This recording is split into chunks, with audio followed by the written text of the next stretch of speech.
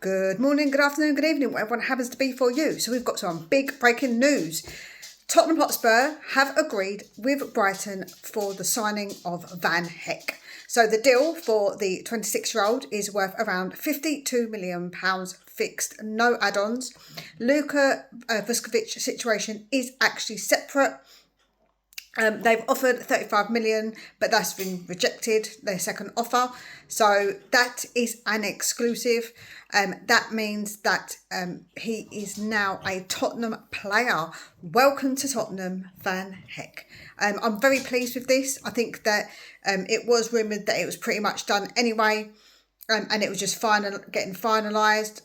This is fantastic, like I say, news. I really like Van Hecke, and I know that De Zerbi really wanted him. So for me, perfect. That's exactly what we want. We want De Zerbi to be getting the players that he wants. That is very, very important. And also the price isn't too bad. I think he's obviously only got 1 year left on his contract. So I would probably say that's actually pretty reasonable, and maybe near to what we're going to get for Romero if he does leave, because I think he probably will leave, to be fair. So I think that we would just basically be swapping the money that we get from Romero to get the money for Van Hecke. So I don't think that's bad at all. I'm really, really pleased. I think that he, like I say, is a really good player. So I am buzzing. I'm excited. That's another one through the door.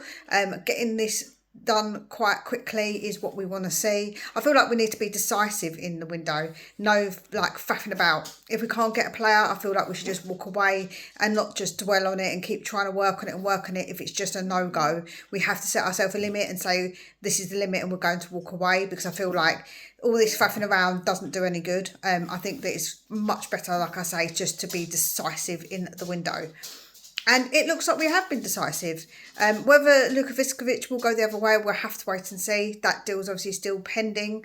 I think that we will definitely want a lot more than what they're offering. 35 is nowhere near, I don't think, the valuation. And if we don't get the valuation, then we're obviously not going to allow him to go. Other teams might come in for him.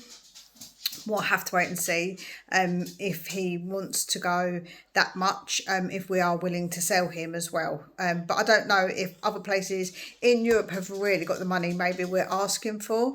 Again, like I say, we're just going to have to wait and see what happens there.